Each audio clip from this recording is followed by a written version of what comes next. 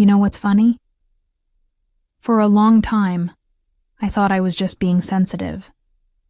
Every time they overlooked me, every time I was left out of the photos or the plans or the conversations, they always had a way to make me feel like it was my fault. You're being dramatic. It's just a small thing. Don't ruin the mood, Amelia. But it wasn't small when I got diagnosed, and it sure as hell wasn't small when I found out they were spending the disability checks that were supposed to be mine on Tiffany's damn wedding in Bali. I'll rewind. I was diagnosed with a rare autoimmune condition 2 years ago. It hit fast, like a switch flipped in my body, and suddenly I was on weekly infusions, sometimes in a wheelchair, sometimes barely able to move from the bed to the kitchen. I was 24, just out of university, just starting life, and it all collapsed. My doctor helped me apply for disability. I didn't want to at first. I still had pride. But my legs couldn't keep up with my ambitions, and my parents said it would help ease the burden. "We'll help you manage everything until you're stronger again," Mom said, holding my hand in the hospital. God, I clung to that promise like a rope. I moved back home because I couldn't afford to live on my own anymore. My treatments were expensive. My independence shriveled, but they made it sound like it was temporary. Just until I recovered. But you don't recover from this. You manage. You fight through. Some days I'm okay. Some days I'm dust. And through it all, Tiffany, the golden one, thrived. Tiffany is my older sister by 3 years. She was always the favorite. Blonde, slim, loud, confident, captain of the cheer team, engaged before 30. She's everything my parents wanted in a daughter. Me, I was the quiet one, the bookworm, the emotional one, the one who had a panic attack at the graduation dinner and ruined the photos, the one who got sick, the one who needed. So when Tiffany got engaged, everything in the house revolved around her. Color palettes, cake tastings, bridal showers, dress fittings. Even when I was in the hospital for a 3-day treatment cycle, nobody visited. No one asked if I needed anything. But when I missed the second cake tasting because I couldn't walk that week, Mom snapped at me. "You could have at least come for moral support, Amelia. You always make things about you." I swallowed that one whole. The wedding was announced as a destination dream celebration. Bali, 5-star resort, oceanfront, ceremony. White orchids flown in from Singapore. A custom Vera Wang gown. It was excessive, and none of it made sense. Tiffany had a mediocre job in marketing. Her fiancé was a gym trainer. There's no way they could afford all of that. And then one morning, I opened the mail, a benefit statement from the social services office. The amount listed was wrong, way off. I should have had more. Confused, I called the hotline. Spoke to a woman named Dana. I'll never forget her tone. Gentle, but careful. She confirmed the account my disability payments had been going into. It was not mine. It was a joint account under my name and my parents', and it had been drained nearly every month. I stared at the wall for a long time after that call. Numb. Cold. Then I walked to the filing cabinet in the study. The one they said was just for taxes. I opened the drawer, pulled out the folders, and started digging. And there it was, a payment to the Azure Orchid Resort, Bali. $22,900, paid in full. From that same joint account. I didn't cry. I didn't scream. I just sat on the floor, For hours, holding the folder, like if I let go, I'd fall apart completely. They took my survival money, my treatment money, my independence, and used it to throw a party I wasn't even invited to help plan. Later that night, I asked Mom casually, "Hey, did my last disability check come in?" She didn't flinch. "Yes, sweetie, we've got it safe." I stared at her. "How much was it again?" She didn't even blink. "Same as always. Don't worry about it. We're handling the bills." That's when I knew. She wasn't just enabling Tiffany. She was in on it. I didn't say anything then. I smiled. I nodded. But something shifted deep in me that night. I wasn't going to fight for their approval anymore. I was going to make sure they knew exactly what they'd taken from me, and I was going to make them pay. I didn't sleep that night, not a single hour. Instead, I stared at the ceiling fan and played back every moment I'd ever second-guessed myself. Every time they called me dramatic. Every time they looked at Tiffany like she walked on air while I disappeared into the wallpaper. And now I was just a bank account they could siphon until the balance hit zero. They never even asked. That was the part that sat in my throat like glass. If they had asked, if they had said, "Amelia, we know it's not fair, but she really wants this wedding and we'll find a way to pay you back," I still would have said no. But at least it would have been honest. Instead, they moved in silence. Like I didn't matter. Like I'd never matter. The next morning, I was calm. Too calm. Made myself oatmeal. Took my pills. Pulled my hoodie tight even though it wasn't cold. And waited until both Mom and Dad had left for work. Tiffany was already out, probably off at some boutique trying on shoes she wouldn't even walk down the aisle in herself. Then I got to work. I pulled my laptop out, opened every account I had left in my name, and printed out every transaction.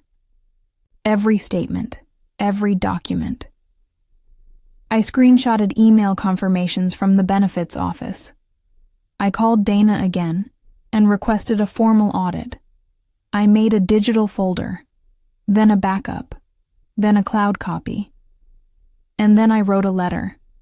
Not to them, to my lawyer. I met Ms. Riley through my disability rights group last year. She was the kind of woman who looked like a warm librarian, but spoke like a judge. I remembered her saying, "If anyone ever touches your benefits, call me first. It's a federal offense." She picked up on the second ring. After I explained everything. She was quiet for a moment. Then she said, "You're not overreacting. You've been robbed, Amelia. By your own family. We'll start with freezing the joint account and filing for restitution. Then we report it." "Report it?" I asked, still half numb. "To the state. Maybe the FBI. Depends how much they took." By Thursday, the account was locked, the funds were frozen, and I was scheduled for a private meeting with an investigator the following week. Still, I didn't say a word to them. They didn't notice anything anyway. That weekend, Tiffany floated back into the house, talking on the phone with her wedding planner. No, Mom said we could push the flower budget to 12. Yes, she said Amelia's money will cover the difference. I was sitting right there, at the table. In the house I helped keep running when I could barely walk. They talked about my money like I was dead. The next hit came when the wedding invitations arrived, a stack of glossy envelopes in gold foil, placed neatly on the kitchen counter. I picked one up. My hands shook. No return address. Just a name. Tiffany and Mason, the wedding of the decade. I opened it. There was a picture inside. of Tiffany in a white two-piece bikini, riding Mason's back in the surf like some Pinterest fantasy. The details were printed on the back. Venue, Azure Orchid Resort date, September 19th. Dress code, Coastal Chic RSVP. By July 1 nowhere was my name listed. Not even as a bridesmaid. Not even in the family thank you note section. I wasn't part of the bridal party. I wasn't even asked to read something, hold something, stand near something, and that's when it snapped. They didn't just take my money. They erased me. That night, I sat in my room and started building something I never thought I'd have to create. A digital folder titled Tiffany's Wedding, Funded by Fraud. Inside, bank statements, screenshots, legal letters, photos, invitation scans, and a little draft email at the end, to Azure Orchid Resort. Subject, urgent. Event funded through disability. Fraud. I didn't send it. Not yet. But it was there, waiting, because I wasn't going to scream. I wasn't going to beg. I was going to wait until every flower was booked, every guest was confirmed, every dollar was spent. And then I'd make sure the whole damn thing came crashing down in front of them. The day the bridal shower happened, I was sitting 5 feet away. Tiffany insisted on hosting it at our family home. Said it had the best lighting for photos. I'd offered to help weeks before, just to see if they'd lie to my face again, but Mom said it was too much pressure for me and that they wanted to keep things easy. Easy, like stealing my checks was easy. Like pretending I didn't exist was easy. That Saturday the living room was dripping in fake white roses and balloons that spelled out future Mrs. Wells in metallic gold. Music blasted from a Bluetooth speaker, guests floated through in coordinated sundresses, and Tiffany pranced around in a sash that read, Bride Vibes Only. I watched from the stairs, half because I physically couldn't climb them that day without rest, and half because it was the only place in the house where I could disappear completely. Mom saw me once. She smiled politely, like I was some weird neighbor who'd wandered in, and whispered, Don't cause a scene, okay? Scene? I hadn't even opened my mouth. That was the cruelest part. I'd spent months letting them do this to me, letting them talk over me, lie to me, drain me. Now I was expected to smile while they celebrated their theft. And that's when I realized something. They weren't scared of me because they didn't think I could do anything. That was about to change. Later that night, when everyone had cleared out, and Tiffany was busy posting filtered selfies captioned, So blessed, I pulled up her Instagram and took a screenshot of one. She was holding up a cocktail in front of a massive white and gold banner that read, Bali Countdown. 41 days. Perfect. That image went into my folder. I also took one of the bottle of champagne with the handwritten tag on it that read, From Amelia. I never gave her that. They used my name on gifts now, too. On Monday morning, I booked a courier. Delivery to the Azure Orchid Resort. Inside the envelope was a letter on legal stationery, courtesy of Ms. Riley, and a printed version of the screenshots, bank statements, and benefit fraud complaint number already logged with the Department of Social Services. I also included a note in my own handwriting. If you knowingly proceed with this event under fraudulent funding, you may be considered complicit. This is not a threat. It's a courtesy. I signed it, folded it, and watched the courier vanish down the street with the package. That was step 1. Step 2 was more personal. I logged onto Tiffany's wedding registry, the one linked in all her social bios, and I made a profile under a fake name, Jasmine Carter. Under Message for the Couple, I typed, Congratulations. So excited to see how you spent Amelia's disability checks. Best wishes from the real. Funder of your honeymoon. I added a $1 gift card. Let them see it. Let them wonder who knew. They took it down an hour later, but I had the screenshot. That week, Tiffany barged into my room without knocking. Did you touch my registry? I looked at her over my laptop. Why would I do that? She blinked. I kept my voice flat, empty. She narrowed her eyes. You're being weird. You're being dramatic, I said softly, letting it echo in the space between us. Her face twitched. She didn't know I remembered everything. Every phrase they'd thrown at me to shut me up. Every time she laughed when Mom dismissed my illness as an attention thing. Every time I was nothing more than a name to sign under her luxury. I was done being quiet. And I was so far from done. Back downstairs, Mom and Dad were on the phone with the florist. I know we said $1,200, but if we could just bump it to $1,500 for flowers, for one day, from my body, my diagnosis, my funding. And all I could think about was how I'd skipped my last 3 PT sessions because the copay had jumped.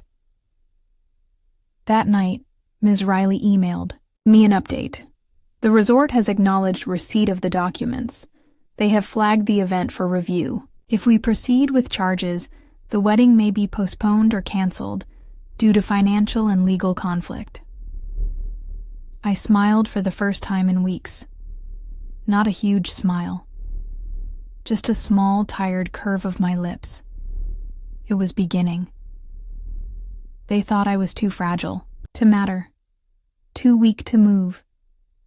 But I've always been quiet. That's not the same as helpless. And if they want to dance in the sun with stolen joy, then they'd better enjoy every last sparkle, because I was about to bring the clouds. You know what? People never expect that the girl sitting quietly in the back room, the one who needs help getting to the bathroom some days, might be the one holding all the cards. But the thing about being underestimated, about being the invisible one, is that nobody sees you coming. And right now, that was my greatest weapon. It was 3 weeks before the wedding. Tiffany was in full meltdown mode. Apparently, the resort suddenly requested documentation verifying the source of funds. The wedding coordinator called it a routine financial compliance check, but she was already suspicious. She stormed around the house in a silk robe yelling things like, "Why now?" and "We already paid." Mom tried to calm her. "It's probably just a paperwork thing, honey." Dad stayed quiet. He always did when things got real. And me? I was sipping ginger tea at the kitchen table, acting like I didn't know a thing. Later that afternoon, I heard Tiffany on the phone again, this time with Mason, her fiancé. They said we need proof it's not government funds. Like who even checks that stuff? Pause. I don't know. They said someone sent them documents. It's probably a troll or something. My sister has weird online friends. I smiled into my tea. Cute try, Tiff, but the real storm didn't hit until 2 days later. I was sitting in the garden, scrolling through my phone, when Mom marched outside holding a piece of paper like it was a bomb. "Amelia, we need to talk." I didn't respond right away. Just looked up and blinked slowly. "What's up?" She held out the paper. "This is from the Social Services Department. An audit was opened on your benefits." I stared at it like I hadn't seen the exact same form in my inbox 3 days ago. "That's strange," I murmured. "Wonder what triggered that." Her eyes flared. "Don't play games. Did you do this?" I met her glare head on. I asked them where my money was going. They told me. So I filed a report. You had no right. No right? I cut her off, my voice suddenly ice. You drained money meant for my medical treatment, for my therapy, for food, and gave it to Tiffany's wedding fund. You committed fraud, Mom. Her face went pale, like she hadn't realized I could say the word fraud so clearly. And then something cracked in her expression, like she was realizing, maybe for the first time, that she didn't know me anymore. She didn't speak to me the rest of the day. But that night, the yelling started. Tiffany was crying, screaming at Mom, screaming at Mason, crying some more. Mason left the house. I heard words like cancel, partial refund, who would do this, and I can't even look at her, meaning me. And just like that, the invitations got quieter. The social media posts slowed down, and I began step 3.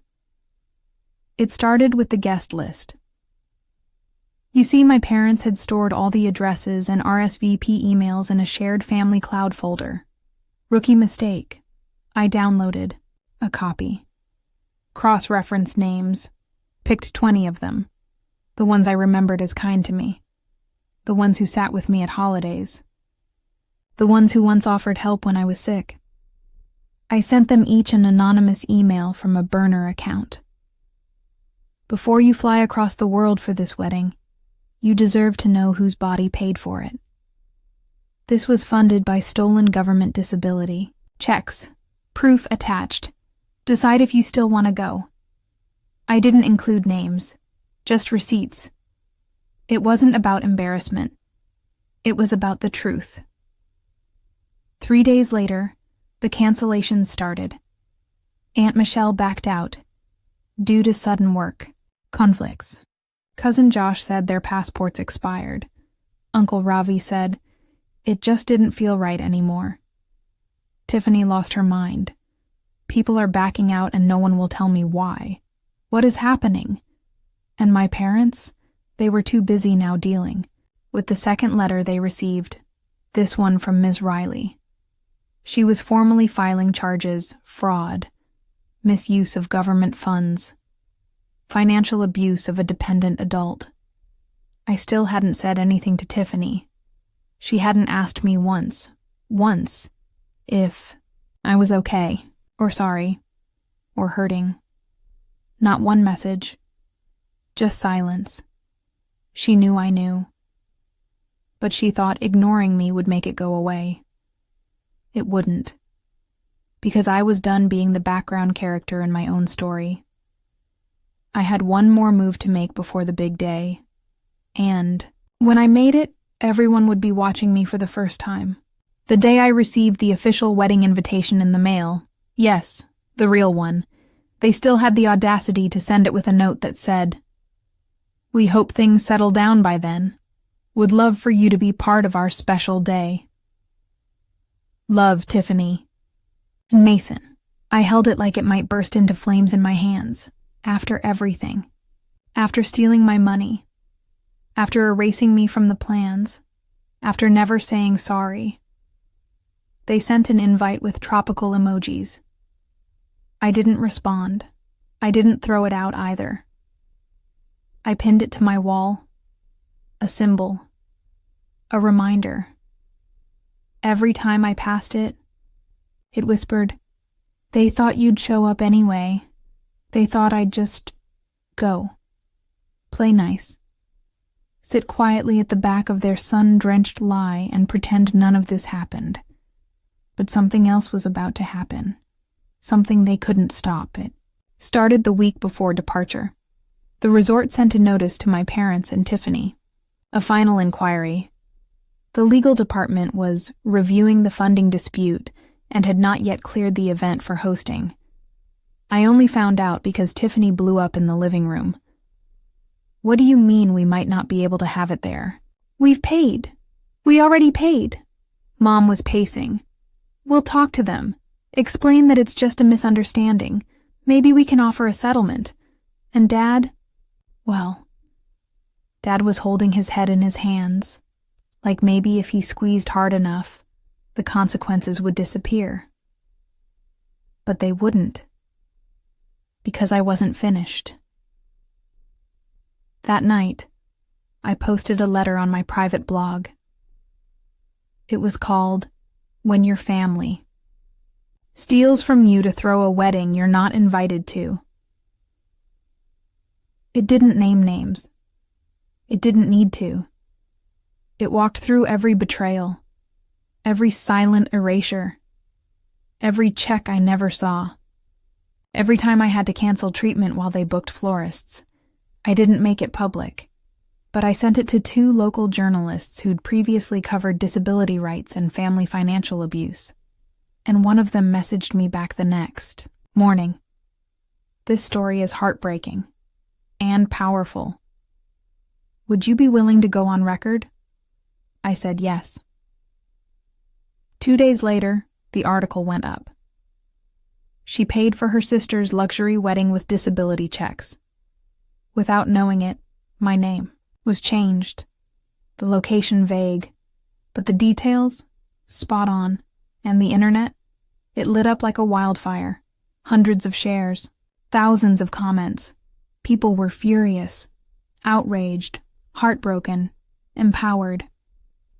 Some called for the family to be arrested, others offered to help, and a few, just a few, dug deeper and found Tiffany's actual wedding registry.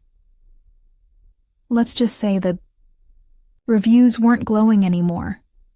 Mom cornered me later that day. "You're ruining our family's name." I didn't look up from my tea. "You ruined it when you stole from me." She opened her mouth, but there was nothing left to say. I wasn't yelling. I didn't have to. They were losing control, and they knew it.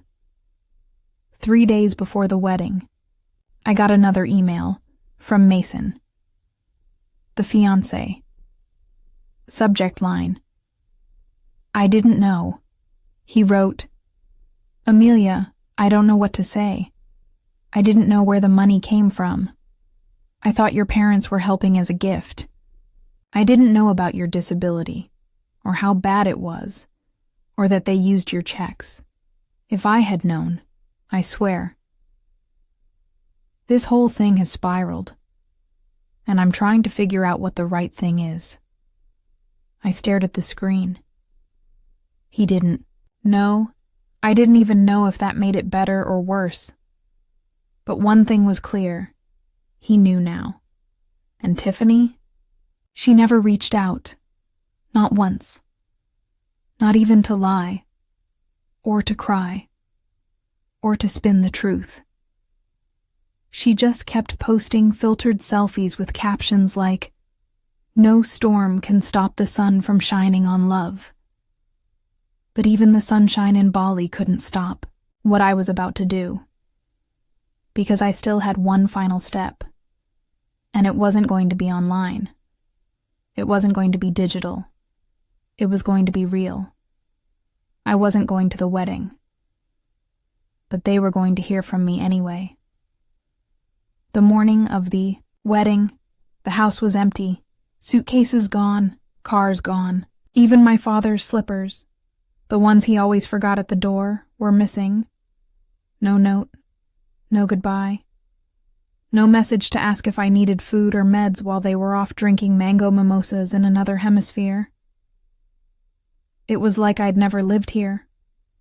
Just a ghost in the hallway they passed on the way to luxury. But they'd made one mistake. They forgot I still had power. I waited until they landed in Bali. The hotel check-in timestamp had been posted to Tiffany's Instagram story. A glittery video of her holding up the room keys with the caption, "Sweet life, baby. A Tiff and Maze. Forever." That's when I hit send.email. Subject: To whom it may concern. Urgent financial fraud documentation. Wedding booking. 39427. Attached: Formal fraud complaint. Paperwork state disability. Disbursement records. My signed affidavit. Legal. Statements from Ms. Riley. The original letter sent weeks earlier, now with verified receipts, and finally. You have knowingly been warned that the event booked under this ID number was funded through the misuse of state-issued disability benefits. I respectfully request that you suspend the event, or you risk violating federal protections. Within the hour, I got the automated reply from Azure Orchid. And 2 hours later, Ms. Riley called me. Her voice was calm, but I could hear the edge. They've frozen the event account. The venue is refusing to host without full repayment from a verified legal source. They'll need to rebook or cancel. Also, she added, your parents' accounts are under temporary review. Your father's bank was flagged. The fraud division is opening an investigation. I sat very still after I hung up. I didn't cheer, didn't cry, just closed my eyes and listened to the silence in the house. They stole from me, used me, erased me. And now, they'd have to look each guest in the eye and tell them the wedding was off, because they got caught. That evening, I got a text from Mason. They canceled the wedding. She's blaming everyone but herself. I'm flying home early. Then a second text. I'm sorry. Truly. No emoji this time. 3 days passed, then 5. The door slammed open on the 6th. Tiffany burst in, tanned and fuming, wheeling 3 oversized bags behind her like she'd just lost a war. Her makeup was smeared. Her phone clutched like a weapon. Didn't get up from the couch. She stood there, breathing hard. Then, "You're happy now, huh?" I tilted my head. "No, just done." "You ruined everything." I let the silence stretch between us like a blade. "No, Tiff. You did. I just..." Turned on the lights. She threw the invitation across the room. "You think you're some kind of victim? You think this makes you better than me?" I met her eyes. No, just not invisible anymore. She opened her mouth, but I stood up first. I was shaking, but I stood. "You will never touch me again. Not my money, not my name, not my peace." Then I walked past her. I didn't slam the door. I didn't need to. The silence I left behind was louder than anything I could have said. I thought, for a moment, that maybe someone would knock on my door the next morning. Maybe Mom. Maybe even Dad. Maybe there'd be a plate of toast outside, or a quiet, hesitant voice through the cracks saying, "We didn't know. We're sorry." But no one came. The house was tense in that dead kind of way, like after a storm. Tiffany's suitcase sat in the hallway, untouched. I could hear her crying behind her door, muffled, angry. She wasn't heartbroken. She was humiliated. The wedding had made local headlines now. The journalist who covered my story followed up with a part 2 titled, "Luxury Wedding Shut Down After Disability Fraud Exposed." The comment section was brutal. "This is disgusting. She should be charged. I hope the sister sues the hell out of them." They still didn't know it was my family, but the ones who mattered did. I got a message from Aunt Michelle that afternoon. "We had no idea. I'm so sorry, sweetheart. If you ever want to come stay with us, you're always welcome here." She'd canceled her RSVP weeks ago. Turns out she wasn't sick. She just didn't want to play a part in the lie. Mom finally spoke that evening. She didn't apologize. Instead, she hovered by the kitchen doorway, holding her arms like a child caught doing something wrong. "We didn't think it would matter." That was her excuse. "We didn't think it would matter. Like my therapy didn't matter. Like my food didn't matter. Like my name, my future, my sense of self didn't matter. I didn't scream. I didn't cry. I just asked, "Do you want me to forgive you for what you did? Or for how little you cared?"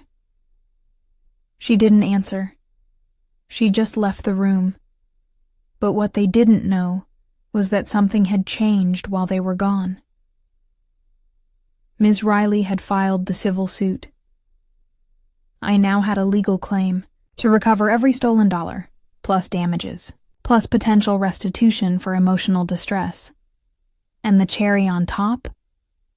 The court approved my request to separate my medical benefits and housing rights from parental control, which meant they couldn't access a single cent from me again, ever. I started packing that night, box by box. I wasn't loud about it. No yelling, no drama, just quiet choices. Clothes, records, medications, my tea mugs, a photograph of me and Grandma from before she passed, one of the only people who ever saw me clearly. By the third box, Dad came downstairs and stood there like a ghost. "You're leaving?" he asked. "I'm moving forward," I said. He nodded. Then whispered, "We were trying to give her the life she dreamed of." I zipped up the duffel bag. "You took it from mine." He looked older than I remembered, and smaller. I moved into Aunt Michelle's guest room 2 days later. It wasn't huge, but it was warm. She stocked the fridge with almond milk, labeled a shelf in the bathroom just for me, said I could paint the walls any color I wanted. She didn't ask me to talk. She just made space, and for the first time in years, I felt like I could breathe. That weekend, I got a call from an unknown number. It was Mason. He sounded tired, deflated. I left her. He said, "I'm not calling to ask for anything. I just wanted you to know you did the right thing." There was a pause. I was going to marry her and never know who she really was. I didn't respond. But part of me respected that he called. He didn't have to, and he wasn't asking to be forgiven. He was owning what he ignored. That made him better than most. Back at the house I left behind, the front porch light is still on. Tiffany still posts filtered pictures of sunsets and smoothies and captions them with things like "healing season." Mom still hosts quiet dinners, pretending everything is fine. And Dad? Well, I think he just hides, but none of that's my burden anymore, because sometimes the best revenge isn't loud, it's simply leaving and building a life so good it echoes in the silence they created. A year later, I woke up to birdsong and quiet sunlight in a home I could finally call mine. The guest room at Aunt Michelle's had turned into something else. A sanctuary, then a stepping stone. With her help, and the restitution money finally coming through, I'd managed to rent a small ground-floor apartment with wide doors, soft floors, and a deep blue wall I painted myself. I was still disabled. Still had hard days, but the difference now? No one was stealing from me while I suffered. The lawsuit had gone through. My parents tried to delay it, even hired a lawyer who claimed they had acted out of love. The judge didn't buy it. They were ordered to repay the full amount, plus interest. But, more than that, there was now a record, a paper trail, proof that I wasn't crazy, that they had used me. Tiffany never showed up in court. Instead, she posted a blurry black and white selfie with a caption that read, "Some people will do anything to tear you down when you're shining. Your haters, you're healing." She blocked me.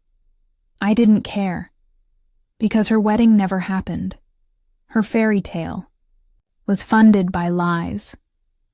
And when those lies were pulled out from under her, she had nothing to stand on.